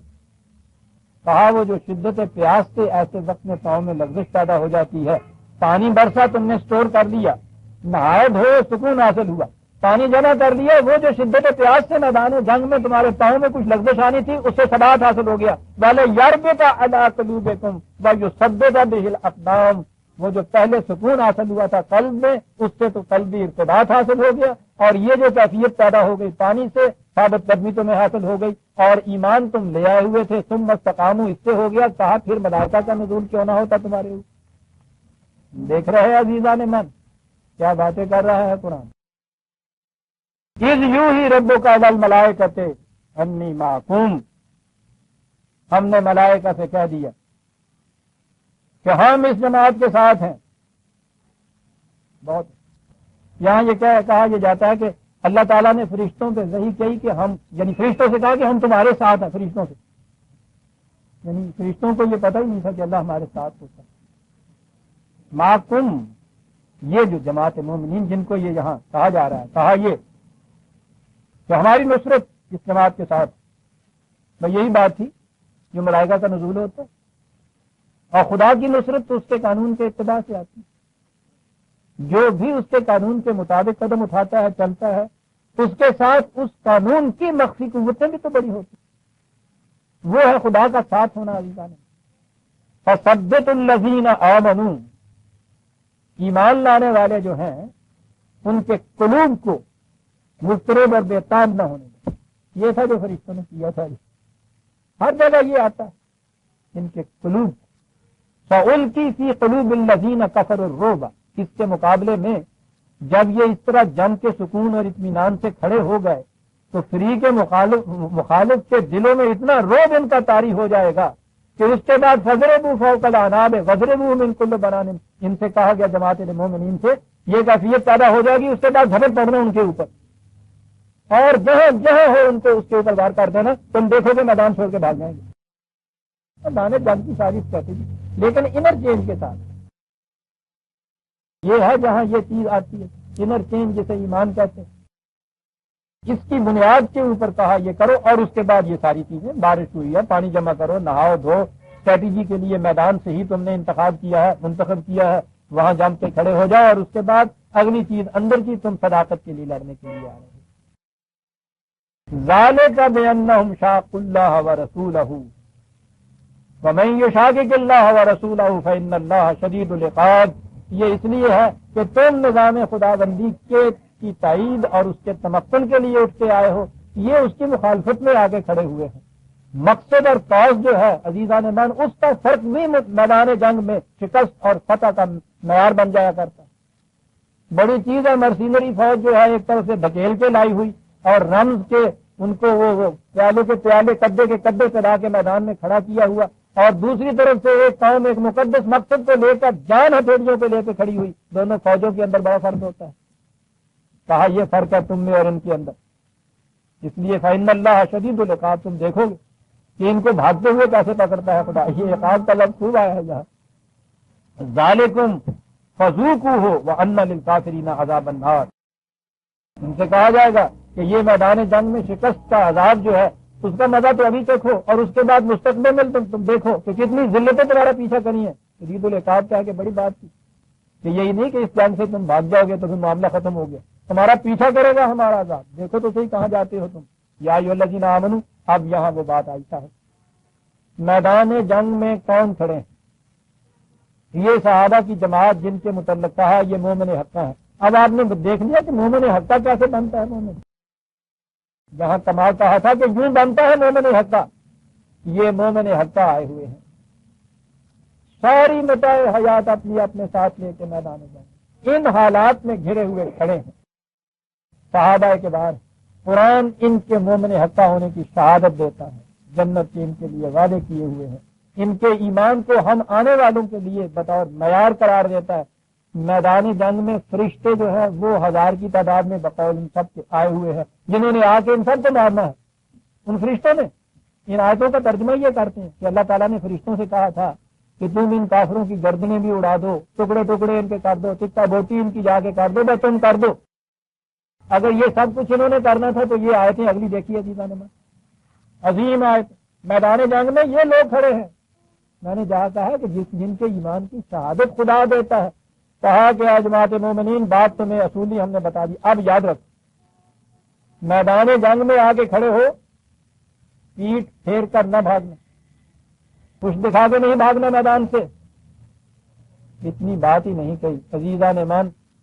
پھر میں بتا دوں یہ کون مخاطب ہے، السابقون الاولون من المہاجرین والانصار، قرآن جنہیں یہ کہتا ہے سب سے پہلے مومن حقہ، وہ پوری جماعت یہ کھڑی ہے، ان سے کہا جائے گا من یولہم یومئذ دبرہ الا متحرفا لقتال او متحیزا الی فئۃ، یاد رکھو آج کے دن تم میں سے کوئی وہ شخص کہ جس نے میدان سے منہ پھیر لیا اور پیٹھ دکھا کر بھاگا، بجوز اس کے کہ وہ ایک فوجی اسٹریٹجی کے لیے ایسا پیترا بدلے یا اپنی کسی جماعت کی تقویت کے لیے ان کے ساتھ جا کے ملنے کے لیے ایسا کرے، یہ نہیں، جو شکست کھا کے میدان جنگ سے آج پیٹھ پھیر کے بھاگ گیا، کہا جا رہا ہے عزیزان ایمان السابقون الاولون صحابہ کے بعد، آج میدان سے جو پیٹھ دکھا کر بھاگ گیا فقط باء بغضب من اللہ ومأواہ جہنم وبئس المصیر، یہاں سے بھاگا سیدھا جہنم میں چلا جائے گا۔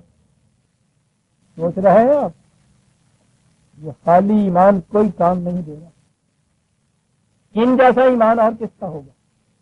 اور یہ نہیں تھا کہ انہوں نے بھاگ جانا تھا، یہ تو ہم سے کہا جا رہا ہے کہ سوچے تو صحیح کہ جب ایسے جلیل القدر صحابی مومن حقہ، ان کے متعلق یہ کیفیت ہے کہ حق و باطل کی جنگ میں میدان سے پیٹھ دکھا کے بھاگنے والا جو ہے اسے ہم کہتے ہیں کہ وہ بھاگا، خدا کا غضب اس پہ نازل ہوا اور جہنم میں آ گرا۔ تم سوچو کہ اگر تم میدان سے اس طرح سے پیٹھ دکھا کے بھاگے تو تمہارا ٹھکانہ کون سا ہوگا؟ اب اس کے بعد آپ سوچ رہے ہیں کہ وہ فرشتے جو تھے، ملائکہ جو تھے، اگر انہوں نے آ کے تلواریں چلا چلا کے میدان جنگ جیتنے نہ تھا تو یہ میدان میں کھڑے ہوتے تو کیا، بھیڑ دکھا کے بھاگتے تو کیا، میں کہتا ہوں جاتے ہی نا۔ وہ 1000 ہی تو آیا تھا ادھر سے، وہ قریش کا لشکر ادھر سے 1000 کا دیا فرشتہ، تو 1000 کے مقابلے میں 1000، فرق یہ کہ وہ بندے بشر، یہ خدا کا لشکر۔ ان 313 کی ضرورت ہی نہیں تھی وہاں سے، ان کو تو پیچھے بیٹھ جانا چاہیے تھا کہ نہ آؤ نہ قائدون بیٹھے ہیں، فرشتے لڑیں گے۔ ان سے کہا جا رہا ہے کہ اگر تم میں سے کوئی آج اس طرح سے پیٹھ دکھا کے شکست خوردگی کے عالم میں یہاں سے بھاگا اور جہنم میں گرا، تو کس نے یہ جنگ لڑی تھی؟ ان 313 نے لڑی تھی یا 1000 فرشتے نے لڑی تھی آگے جنگ؟ ان سے یہ کہا جا رہا ہے، اور آگے یہ بات بڑی حسین اور جمیل آ گئی، وقت ہے اتنا سا بھی۔ یہ خدا یہ کہہ رہا ہے کہ ہم نے جو حق ایک دیا ہے، اس حق کو متمکن کرنے کے لیے تم نے اس کو جنگ لڑنی۔ گویا یوں نظر آ رہا ہے نا جیسے کہ کچھ خدا کا کوئی پروگرام ہے، اس کی تکمیل کے لیے یہ کچھ کرنا ہے۔ کہ ٹھیک ہے، اپنا پروگرام اس نے یہ کہا ہے کہ حق ہماری طرف سے آتا ہے، ہم چاہتے ہیں کہ حق دنیا میں غالب ہو کر رہے۔ اب اگر غالب ہو کر رہے والی بات آج خود ہونی ہوتی تو اس میں تو ضرورت ہی نہیں تھی کہ خدا کسی قوم سے کہتا، کسی فرد سے کہتا، کوئی ساز و سامان مہیا کرتا۔ اس کے ایک ادنا اشارے سے کائنات جتنی بھی ہے یہ عدم سے وجود میں آ گئی، حق کا غلبہ ہونا کر دینا اس طرح مشکل کیا تھا؟ لیکن وہ انسانی دنیا میں ایسے نہیں کرتا۔ وہ انسانی دنیا میں اپنے پروگرام کی تکمیل انسانوں کے ہاتھوں سے کراتا۔ وہ حق کا غلبہ چاہتا تھا، لیکن اس کے لیے بدر کے میدان میں یہ مجاہدین جو تھے ان کا نکلنا ضروری، ان کا ثابت قدمی سے کھڑا ہونا ضروری، ان کے بھاگ جانے سے وہ حق غالب نہ رہتا، خدا کا پروگرام ناتمام رہ جاتا۔ تو انسانوں کی دنیا میں خدا کے پروگرام کی تکمیل انسانوں کے ہاتھوں سے ہوتی ہے، اور یہ وجہ ہے جو عین اس میدان میں کہا کہ جو بھاگا تم سے وہ جہنم میں، اور جو کھڑا رہا تو اس کے بعد کہا کھڑے رہنے والوں سنو، فَلَمْ تَقْتُلُوهُمْ وَلَٰكِنَّ اللَّهَ قَتَلَهُمْ وَمَا رَمَيْتَ إِذْ رَمَيْتَ وَلَٰكِنَّ اللَّهَ رَمَىٰ۔ میدان جنگ میں شمشیریں تمہاری ہوں گی، ان کے ساتھ قضا ہماری لپٹی ہوئی ہوگی، تیر تمہارے ہوں گے، کمانیں ہماری ہوں گی، جن میں سے نکل کے جائے گا ہم اور تم اکٹھے لڑیں گے، چلے آؤ میدان میں۔ کہا تم نہیں تلواریں چلا رہے ہوگے، ہم چلا رہے ہیں، تم نہیں تیر برسا رہے ہوگے، ہم برسا رہے ہوگے۔ اب سوچئے تو صحیح، جس قوم سے خدا یہ کہہ رہا ہو کہ یہ کچھ تم نہیں کرو گے، یہ کچھ ہم کر رہے ہیں، کتنی بڑی چیز ہے صاحب۔ خدا کی یہ رفاقت جو ہے بڑی چیز ہے صاحب، یہی ہے وہ چیز۔ نہیں، میں پہلے یہ عرض کروں کہ بات کتنی بڑی آ گئی یاد جو پہلے بھی آئی ہوئی ہے۔ میں نے یہ عرض کیا ہے کہ خدا کے پروگرام انسانوں کی دنیا میں انسانوں کے ہاتھوں سے بروئے کار آتے ہیں، اور اس کے لیے ایک دفعہ پھر آیا ہے۔ ہر اس مقام پہ جہاں یہ آیت میرے سامنے آتی ہے غالب تب وہ شعر آ جاتا ہے، اور میں کہا کرتا ہوں کہ نعت کی دنیا میں کم از کم میری نظر سے اس جیسی بلند چیز بالکل نہیں گزری، کسی زبان میں بھی نہیں گزری۔ یہ ہے وہ آیت میں سمجھتا ہوں جو اس شخص کے سامنے تھی۔ اس نے یہ کہا ہے کہ تیرے قضا ہر آئینہ از ترکش حق است، اس میں شبہ نہیں کہ قضا اور فیصلوں کا تیر خدا کے ترکش کے اندر ہوتا ہے، اس میں کوئی شبہ نہیں، لیکن کشاد ہے کہ کمان محمد است، جب تک محمد کی کمان سے وہ نہ نکلے تیر ترکش کے اندر ہی رہتا ہے، نشانے پہ نہیں جا کے بیٹھتا۔ اس تیر کے نشانے پہ بیٹھنے کے لیے محمد کی کمان کی ضرورت ہے۔ اللہ کہو اس سے کوئی بلند شعر نعت میں آپ نے دیکھا ہے؟ یعنی خدا کی قضا کے تیر ترکش کے اندر ہوتے ہیں، ترکش کے اندر تیر تو کچھ کر ہی نہیں سکتا۔ تیر تو کمان سے نکلے گا تو پھر وہ نشانے پہ جائے گا۔ اس نے کہا ہے کہ وہ ترکش کا خدا کا تیر محمد کی کمان کے بغیر وہ نشانے پہ جا کر نہیں سکتا۔ عزیزان مان، اس 1300 سال کے اندر خدا کے ترکش کے تیر ختم نہیں ہو گئے تھے، محمد کی کمان دنیا میں نہیں رہی بات۔ یہ جو تھے بدر کے میدان میں 313، ان کے ہاتھوں میں جو کمان تھی اس سے خدا کے ترکش کے تیر نکل کے جا رہے تھے. اس لیے جب اس نے کہا وما رمیت اذ رماۃ ولکن اللہ رما، تم تیر نہیں چلا رہے تھے، وہ ہمارے تیر تھے جو تمہاری کمانوں سے نکل جائے تھے. دونوں کی رفاقت آپ دیکھ رہے، نہ اس تیر کے بغیر کمان کچھ کر سکتی ہے، نہ اس کمان کے بغیر تیر نشانے پہ جا سکتا. دونوں اکٹھے ہوتے ہیں تو مقصد حاصل ہو جاتا ہے. اور اس کے متعلق آپ کو پتا ہے کہ جب یہ افسانوں میں آیا تو کیا ہوا؟ مارا ماتا اذ ماتا ولکن اللہ رما. تو آپ کے یہاں یہ چیز ہوئی کہ جب وہاں میدان جنگ میں گئے اور آپ نے دیکھا کہ وہاں 1000 لشکر سامنے سے یہ 300 ہی ہیں اور کچھ کام چلتا نہیں ہے، تو پھر آپ نے کہ جب یہ وقت آ گیا اور آپ نے دیکھا تو کام تو کچھ نہیں بن رہا، بڑی مشکل ہے، شکست ہو جائے گی، تو آپ نے ایک مٹھی بھری مٹی کی اور وہ زور سے ماری قریش کی طرف، مخالفین کی طرف، اور وہ جو مٹی اڑ کے گئی ہے وہ سب اندھے ہو گئے. بس اندھے ہو گئے، مار دیا انہوں نے. یہ آپ کے ہاں آپ کسی تفسیر کو ترجمے کو اٹھا کے دیکھیے، صاحب کے نیچے یہ لکھا ہوا ہے. تو آگے جو بات ہے کہ رسول اللہ کی زندگی ہمیں کہا گیا تمہارے لیے اسوہ ہے، بہترین نمونہ ہے، تو کہا جائے گا نا کہ صاحب میدان جنگ میں جو ہم کھڑے ہوئے تو رسول اللہ نے تو یہ کیا کہ مٹھی اٹھائی، مٹی کی ماری، وہ سارے اندھے ہو گئے تو غالب آ گئے آپ. تو ہم تو مارتے ہیں تو وہ مٹھی ہماری آنکھوں میں پڑ جاتی ہے، وہاں تو جاتی نہیں ہے صاحب. تو یہ ہمارے لیے جو معجزہ آپ کہتے ہیں ہمارے لیے اسوہ کیسے بن سکتا ہے؟ ہمارے ہاتھوں کی مٹی تو یہ کرتی نہیں ہے، تو ہم تو اس رسول اللہ کے اسوہ پہ چل ہی نہیں سکتے. اگر آپ رسول اللہ کی ان چیزوں کو معجزات میں لائیں تو وہ ہمارے لیے اسوہ بن نہیں سکتے. یا تو ہمارے ساتھ بھی خدا کا وعدہ ہو کہ تم میں سے جو بھی میدان جنگ میں اس طرح سے مٹھی مارے گا اس وقت رسول اللہ کے اتباع میں وہ مٹھی مخالفین کی آنکھوں کو اندھا کر دے گی، تو بات بھی ہوگی، وہ تو کرتی نہیں ہے. پہلے میدان جنگ میں انہوں نے 1000 فرشتے اتارے، وہ مار رہے تھے. نظر آتا ہے معاذ اللہ کہ ان سے بھی کچھ وہ کمی رہ جانے والی بات تھی. حضور کو کچھ فکر پیدا ہوئی کہ گیا میدان ہاتھ میں سے، تو پھر یہ معجزہ حضور کا جو آیا کہ انہوں نے آ کے وہ مٹی کی ایک مٹھی، کنکریوں کی مٹھی لی اور مارا، اور سارا دشمن جو تھے اندھے ہو گئے اور بھاگ گئے. بات آگے چل کے آئے گی، ان سے پوچھو کہ احد کے میدان کے اندر جب آپ کے ہی 3000 کے ایک دستے نے آپ کے ایک سپہ سالار کی کماندار کی حکم عدولی کی تھی اور اپنا میدان چھوڑا تھا، تو اس کے بعد وہ جو تیر تھے حضور کے جسم کے اوپر اتنے لگے ہوئے تھے، وہ کہہ رہے ہیں جیسے شہد کے چھوٹے کی مکھیاں ہوتی. کیوں نہ بینند حقیقت رہے افسانہ زمین، قوم کو افسانوں میں الجھا دیا.